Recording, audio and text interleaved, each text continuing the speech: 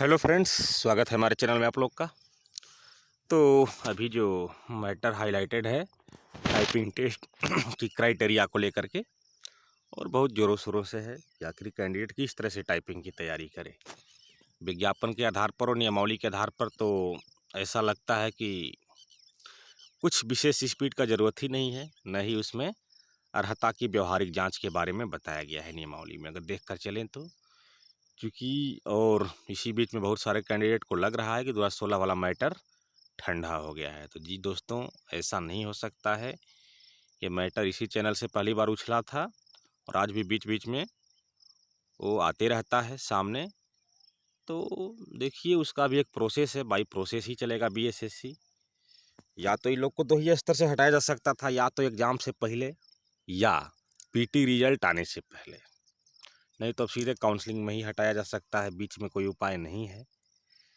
तो देखिए, वो भी किस कारण हटेंगे, तो भी नोटिफिकेशन के एक लाइन से महज उन लोग को परेशानियां बढ़ गई हैं। और ये लोग भी वैसे ही कैंडिडेट हैं जो नियमावली और विज्ञापन के स्टेटमेंट को ढंग से नहीं देखते हैं। आज भी बहुत सारे कैंडिडेट हैं जो नियमावली और विज्ञापन को इग्नोर करके चल रहे हैं। आयोग जो बोल दिया सो बोल दिया, ऐसा नहीं। आयोग भी लिखित प्रूफ पर ही चलता है। ये देखिए, बस एक लाइन ये लोग के लिए परेशानी बन रहा है। इस सूचना के आलोक में ऑनलाइन आवेदन मात्र उन्हीं अभ्यर्थियों द्वारा भरा जाना है जिन्हें उम्र सीमा का लाभ वांछित है। बस अगर ये लाइन आयोग किसी तरह से इस नोटिस में देना भूल जाता उस समय, तो वो लोग को आज कोई परेशानी नहीं होता। 2016 में 2 तरह के कैंडिडेट हैं। एक कैंडिडेट जो 2015 में पास किए हैं, यानी 31/10/2014 के बाद इंटर पास किए हैं, वे हैं।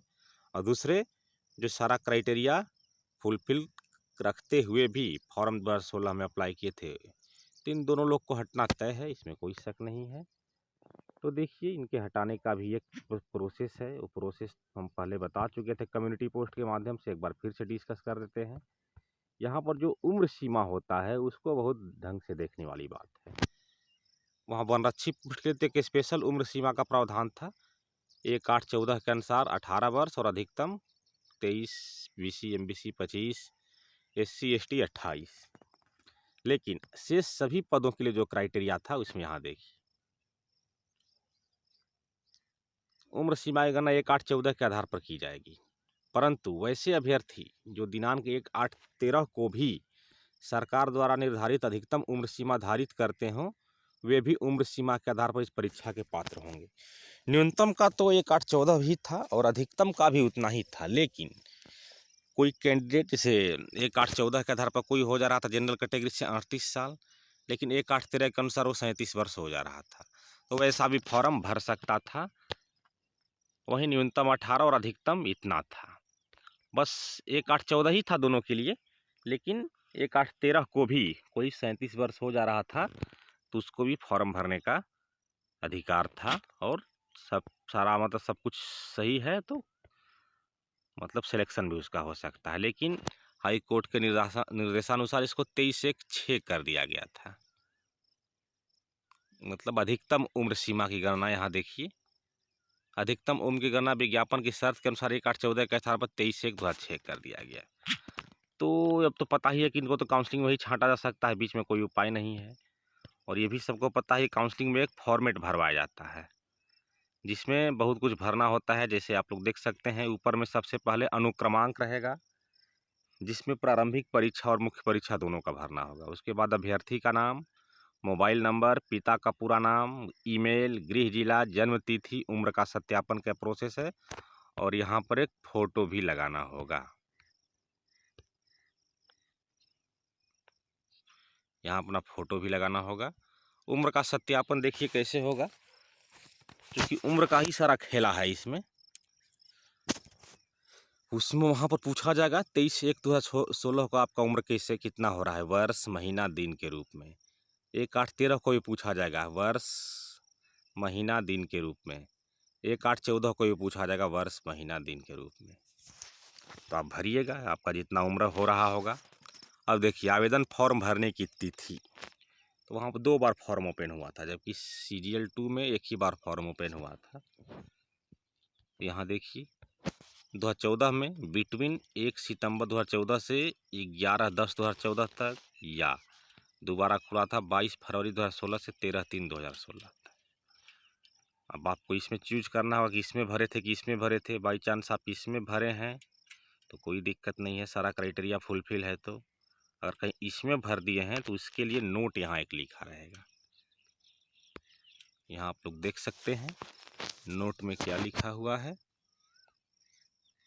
अगर आपकी अधिकतम उम्र 1/8/13 या 1/8/14 दोनों में से किसी एक के अनुसार आरक्षण कोटिवार जनरल का 37 वर्ष, BC MBC का 40 वर्ष, SC एंड ST का 42 वर्ष और जनरल फीमेल का 40 वर्ष से अधिक नहीं है, से अगर अधिक है तब तो कोई दिक्कत नहीं है। अगर आप 2016 में अप्लाई किए हैं तो से अधिक नहीं है और आपने आवेदन फॉर्म 2016 में भरा है तो आपको सलाह दी जाती है कि आप परीक्षा के अगले सभी चरणों जैसे physical test, typing test, counselling ETC में भाग न लें, क्योंकि आपने विज्ञापन की शर्तों की अनदेखी या उल्लंघन करते हुए आवेदन किया है। इतना तो जरूर लिखा रहेगा। तो आप लोग जैसा देख पा रहे हैं, आप लोगों के कारण ही बहुत सारे योग्य अभ्यर्थी PT परीक्षा में सफल नहीं हो सके हैं। अतः आप लोगों को सलाह दी जाती है कि अपनी गलती स्वीकार करते हुए किसी भी परिस्थिति में काउंसलिंग में शामिल होते हैं तो आपकी उम्मीदवारी रद्द करते हुए कानूनी कार्रवाई की जाएगी एवं आयोग द्वारा भविष्य में आयोजित होने वाली सभी परीक्षाओं में आवेदन करने पर प्रतिबंध लगा दिया जाएगा। इसको जनहित में जारी किया जा सकता है। और पिक्चर तो अभी बहुत बाकी है, जैसा पता ही है कि 50% काम भी नहीं हुआ है।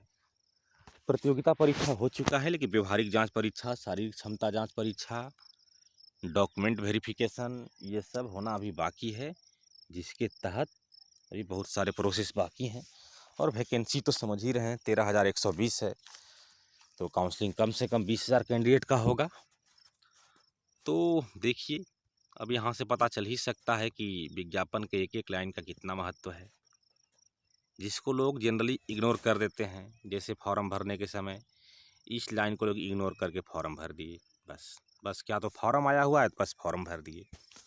उसी तरह से PT का रिजल्ट आया तो उसमें नॉर्मलाइज करके आया था, ये बात भी विज्ञापन में लिखा हुआ था, जो बहुत सारे कैंडिडेट इसको भी ध्यान नहीं दिए थे। हालांकि इस पर एक अलग से वीडियो बना चुके हैं, आप लोग चैनल में जा कर के देख सकते हैं।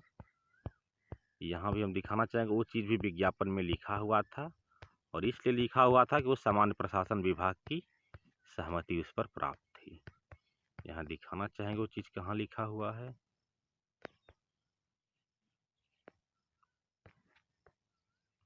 पुस्तक ले जाना था, ये तो सबको पता था।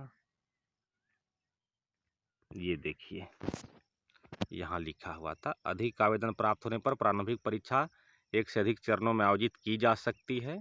विभिन्न चरणों में परीक्षा आयोजित किए जाने की स्थिति में परीक्षा के परिणाम सामान्यीकरण की प्रक्रिया अपनाते हुए तैयार की जाएगी। तो इसका इंग्लिश नॉर्मलाइजेशन है। देखिए, विज्ञापन का एक एक लाइन बहुत महत्व रखता है। PT रियल के बाद बहुत लोग संशय में थे कि नॉर्मलाइजेशन क्यों किया गया, दिस दैट। तो भाई लिखा हुआ है विज्ञापन में, तभी किया गया था।